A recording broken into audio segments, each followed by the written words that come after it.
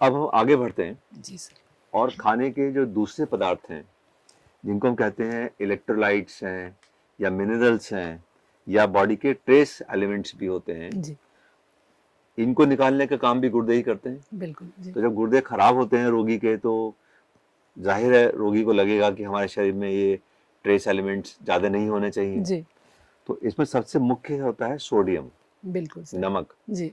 तो नमक कम खाने की राय प्राय गुर्दे खराब रोगियों को डॉक्टर हम सब देते हैं। जी तो इस बारे में क्या ख्याल है, कैसे, क्या आप रोगी से कहती हैं कि भाई क्या कम करें, क्या करें? जी सर, जो हम लोग सोडियम के बारे में चर्चा कर रहे हैं, क्योंकि सोडियम के लेवल्स अगर हाई रहते हैं तो वाटर रिटेंशन बढ़ता है और इलेक्ट्रोलाइट इम्बैलेंस होता है। इन दोनों को मैनेज करने के लिए सलाह दी जाती है कि नमक कम खाइए।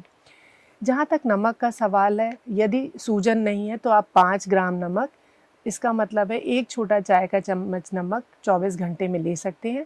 अगर सूजन आ रही है तो ये घट के 3 ग्राम या आधा छोटा चम्मच, लगभग आधा छोटा चम्मच हो जाता है। ये तो नमक की बात हुई।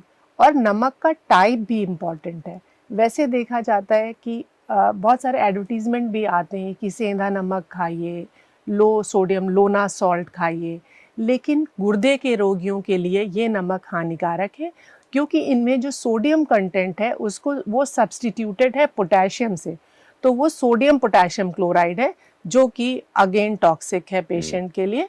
इसलिए उनको साधारण नमक ही लेना चाहिए जो कि सोडियम क्लोराइड है। पोटेशियम वाला सॉल्ट नहीं खाना चाहिए, वो नुकसानदायक हो पोटेशियम सकता है। क्लोराइड नहीं लेना। जी अच्छा, मुझे एक और प्रश्न पूछना जी है। मेडिकल तौर से हम चाहते हैं कि उसका सोडियम कम हो जाना चाहिए। जी तो आपने बताया नमक कम खाए, क्योंकि नमक ही सबसे कॉमन सोर्स है हमारे डाइट में सोडियम का। जी मगर इसके अतिरिक्त एक और सोर्स है जी सोडियम का हमारे डाइट में, जी सर। और वो होता है सोडा। जी तो बहुत से खाने के पदार्थों में सोडा डलता है जी और रोगी जी जानते नहीं है, अज्ञानतावश सोडा रिच खाना खाते रहते हैं। तो जी वो आप हाँ क्या समझते हैं? हाँ सर, सोडा बाइकार्ब बहुत सारे जो प्रिजर्व फूड आइटम्स हैं उनका एक इम्पॉर्टेंट एडिटिव है, जो कि यूज़ होता है खाने को फुलाने के लिए। जैसे ब्रेड है, बिस्किट है, भटूरे हैं, या फिर जो बेवरेजेस हैं, या सॉल्ट ट्रीटेड बहुत सारे फूड आइटम्स हैं, जैसे पैक्ड मटर है, पैक्ड फ्रूट स्लाइसेस हैं। इन सब में हिडन सोडियम है, जो कि उसी तरीके से काम करेगा शरीर के अंदर जैसे कि नमक करेगा। तो इन चीज़ों का परहेज़ यूजुअली बताया जाता है किडनी पेशेंट्स को। तो जो बेकरी प्रोडक्ट्स हैं और जो प्रिजर्व फूड आइटम्स या बॉटल्ड फूड आइटम्स हैं वो मना होते हैं। जी तो आप साफ शब्दों में समझिए कि आपको सोडियम अगर कम करना है तो नमक भी कम करना है और सोडा वाली चीज़ें पे भी ध्यान देना है। और मेरी राय में सबसे सही तरीका जानने का कि आपके शरीर में सोडियम ज़्यादा है या कम, आप समय समय पर अपने खून में सोडियम की जांच कराते रहिए। मैंने प्राय देखा है कि लोग नमक का जब परहेज करने के लिए कहा जाता है तो ज़रूरत से ज़्यादा परहेज कर देते हैं। उनका सोडियम लेवल बहुत ज़्यादा कम हो जाता है, जिससे वो सोने लगते हैं, गफलत में चले जाते हैं, कमजोरी हो जाती है। तो गुर्दा खराब रोगियों को ज़रूरत से ज़्यादा नमक का परहेज नहीं करना चाहिए, अपने ब्लड के लेवल के अनुसार काम करना चाहिए। बिल्कुल। ठीक जी है? सर, जी सर, बिल्कुल। ओके, तो अब हम लोग चलते हैं दूसरे इलेक्ट्रोलाइट पे। जी दूसरा इलेक्ट्रोलाइट है पोटेशियम, है जी ना? सर। ये पोटेशियम जो हमारे शरीर में जो भी गतिविधि होती है मेटाबॉलिज्म की, उसमें पोटेशियम निरंतर पैदा होता रहता है। और पोटेशियम शरीर से निकलने का एकमात्र मार्ग है, वो है गुर्दा। बिल्कुल। और जी सर। गुर्दा खराब हो जाए तो पोटेशियम शरीर में रुकने लगता है। और पोटेशियम के लिए हमारे शरीर में हार्ट इतना सेंसिटिव है कि जरा जरा सा वैल्यू बढ़ेगा तो हार्ट पर उसका इफेक्ट पड़ता है। जी और गुर्दा रोगियों में अगर आप मुझसे पूछें तो उनके असामयिक मृत्यु होने का सबसे कॉमन कारण है उनका पोटेशियम एकाएक जरूरत से ज्यादा बढ़ जाना। जी तो अगर कोई रोगी को खाने पीने में ध्यान देना है किसी इलेक्ट्रोलाइट का, तो सोडियम से ज्यादा पोटेशियम पे ध्यान देना आवश्यक है। बिल्कुल सर। पोटेशियम की चीजों पे ध्यान देना है। जी तो यहाँ पे आपका रोल बहुत इंपॉर्टेंट है जी सर। कि आप हमारे रोगियों को बताइए कि कौन से खाने के पदार्थ में जी पोटेशियम ज्यादा होता है और वो तो उसे छुए ही नहीं। हाँ सर, तो जो चीज़ें डार्क कलर की हैं, जैसे गहरे रंग की हरे रंग की सब्जियां, पत्तेदार सब्जियां, करेला, चुकंदर, ये चीज़ें पोटेशियम की बहुत अच्छी सोर्स हैं। और लोगों के लिए ये तो बहुत ही स्वास्थ्य वर्धक चीज़ें हैं, लेकिन गुर्दा रोगियों के लिए ये चीज़ें नुकसानदायक हैं। तो पत्तेदार सब्जियां, सिट्रस फ्रूट्स जैसे कि मौसमी, नींबू, अनार, इसके अतिरिक्त बीट रूट जिसको हम चुकंदर कहते हैं, करेला, ये सब पोटेशियम के अच्छे सोर्स माने जाते हैं और ये किडनी के पेशेंट्स फल- को नहीं लेने चाहिए। जहाँ तक फल का सवाल है, फल में जो किडनी फ्रेंडली फ्रूट है हम वो ज़्यादा अच्छे से डिस्कस कर सकते हैं, क्योंकि बहुत सारे फ्रूट जो हैं वो पोटेशियम के सर अच्छे ही सोर्स हैं। हाँ। लेकिन कौन से फल हम खा सकते हैं, तो कौन से नहीं खाएं ये हमें जरूर बताना चाहिए। कौन सा हाँ। फल आपको लगता है कि सबसे ज्यादा पोटेशियम होता है, भैया इससे बचिए। सर हाँ, और इसमें जितने सिट्रस फ्रूट्स हैं, जैसे कि अभी बात हुई मौसमी की, संतरे की, अनार की, ये चीज़ें मना होती। केला मना है। केला एक मुख्य फल है। हाँ, केला एक मुख्य फल है। केला और में सबसे ज्यादा पोटेशियम होता है। हाँ अगर सब फलों को एक तरफ सीक्वेंस में जोड़ा जाए तो टॉप पे केला। जी सर, यूजुअली क्या होता है, पेशेंट्स हमसे ये कहते हैं आप तो सब मना करे दे रही हैं, तो मैं ये बताना ज़रूर चाहती हूँ कि आप क्या खा सकते हैं। सेब आप बहुत आराम से एक सेब खा सकते हैं अगर आपका पोटेशियम रेंज में है। आप पपीते के 2 से 3 फाक खा सकते हैं, आप नाशपाती खा सकते हैं, आप 2 फाक खरबूजा खा सकते हैं। फ्रूट आपको एक्चुअली थोड़ा लिमिटेड ही खाना है। पाइनएप्पल भी खा सकते हैं। पाइनएप्पल आप 2 फाक खा सकते हैं। तो खाने वाले भी फल हैं, ऐसा नहीं है कि किडनी के मरीज खा नहीं सकते फल, क्योंकि अमूमन नेफ्रोलॉजिस्ट आपको फल ना खाने की सलाह देते हैं कि आप फल मत खाइए, आपको पोटेशियम लेवल्स बढ़ जाएंगे। अच्छा, मुझे आपसे एक चीज पूछनी है। जी अगर रोगी, कुछ लोग क्या करते हैं मुझसे कि हमें हरी सब्जी खाने का मन है, हाँ जी हमें कुछ सब्जी खाने का मन है, जी तो वो कहते हैं किसी ने हमको बताया कि आप रात भर सब्जी को पानी में भिगो के रखिए, जी हरी सब्जी को, जी तो उस सब्जी से धीरे धीरे धीरे पोटेशियम कंटेंट पानी में चला जाता जी। है और पानी को आप फेंक दीजिए। तो जी क्या ऐसा संभव है? ऐसा सर, करके इस क्या प्रोसेस पोटेशियम को कम कर सकते हैं? जी सर, इस प्रोसेस को लीचिंग प्रोसेस कहते हैं। लीचिंग। और हाँ, और इसमें क्या होता है कि सब्जियों को, जो पोटेशियम रिच वेजिटेबल्स हैं, स्पेशली पत्तेदार सब्जियां, उनको छोटे टुकड़ों में काट करके आधे घंटे के लिए अगर आप गुनगुने पानी में रख देते हैं तो उसमें से पोटेशियम लीच हो जाता है और कभी कभार आप उसे खा सकते हैं। रेगुलर प्रैक्टिस में इसकी सलाह बहुत ज़्यादा मैं नहीं देती, क्योंकि ये बहुत सारे दूसरे जो वाइटामिन्स हैं उनको भी लीच कर देते हैं, तो फिर थोड़ा पोषक तत्वों पर इसका इफेक्ट आता है। लेकिन कभी अगर आपका मन है कि आप पत्तेदार सब्जी खाना चाहते हैं तो आप इस विधि का इस्तेमाल कर सकते हैं। एक और जानकारी लेनी है कि जैसे आलू होता है, जी किसने बताया कि आलू को छिलका हटा दीजिए, जी क्योंकि इसके छिलके में ज्यादा पोटेशियम होता है। बिल्कुल सर जी, छिलका हटा के आलू बना के खाइए तो ठीक है।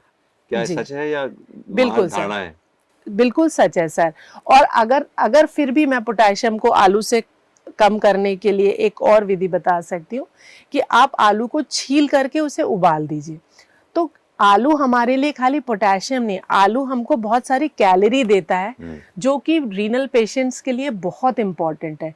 और जहाँ तक पोटेशियम का सवाल है, अगर आप छील कर उबाल कर आलू का सेवन करते हैं तो उसका पोटेशियम कंटेंट तो कम हो जाता है, लेकिन उसका कैलोरी कंटेंट वैसा ही रहता है।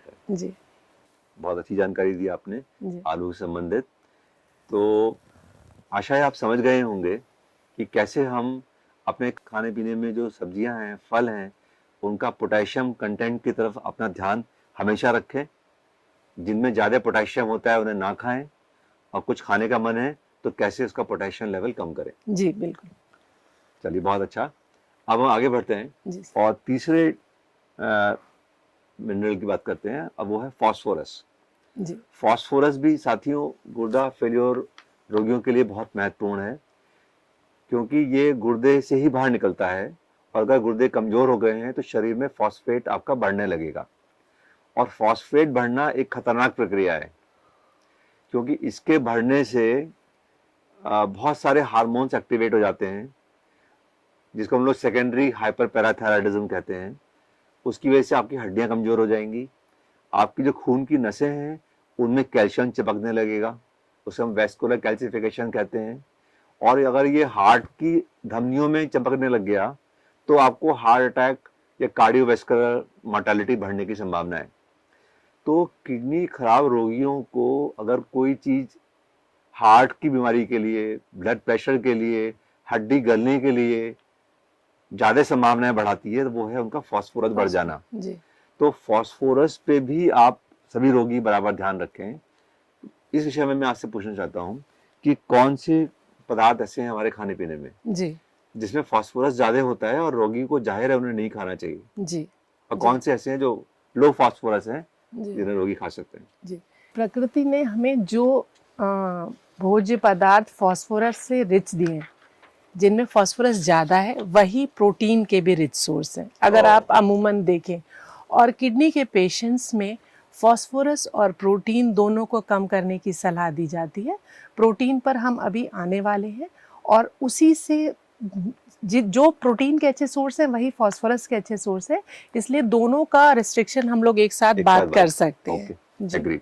अच्छा चलिए, तो आगे बढ़ते हैं। और एक और ट्रेस एलिमेंट है आयरन। जी प्राय ऐसा देखने में आया कि गुर्दा फेलियर रोगियों को एनीमिया हो जाता है, बिल्कुल। जी और ये कॉमन परसेप्शन है कि खून की कमी हो गई तो आयरन खाइए, जी आयरन की कैप्सूल खाइए, गुड़ खा लीजिए, पालक खा लीजिए, तो जी आयरन रिच सब्सटेंस डाइट में ले लीजिए। जी तो क्या आपका ख्याल है, ऐसा संभव है, ऐसा करना चाहिए रोगियों को जी सर। आयरन के लिए, या जी कुछ और आपकी राय है? जी सर, जो रीनल पेशेंट्स में अनीमिया है या खून की कमी है, वो आयरन की कमी के साथ साथ, जैसे कि आपने बताया, एरिथ्रोपोइटिन हार्मोन की कमी के वजह से है। डाइटरी आयरन उसमें बहुत हेल्प इसलिए नहीं कर सकता है क्योंकि एरिथ्रोपोइटिन, जो कि आरबीसी मैचुरेशन में काम करता है, वो नहीं है हमारे पास। तो पहली तो बात ये है कि आपको एरिथ्रोपोइटिन लेने की शायद वो सलाह देंगे आपको। इसके अतिरिक्त आयरन के जो डाइटरी सोर्सेज हैं सर, वो पोटेशियम के भी बहुत अच्छे डाइटरी सोर्सेज हैं, इसलिए उनको बहुत अधिक मात्रा में नहीं लिया जा सकता है। उसको जो है आयरन सप्लीमेंटेशन, ब्लड ट्रांसफ्यूजन या फिर एरिथ्रोपोइटिन से ही मैनेज करना बात चाहिए। ठीक है, आपकी बात ठीक है। मतलब कोशिश ये करनी चाहिए, इसका मतलब कि हम आयरन अपने में ज्यादा ना खाएं।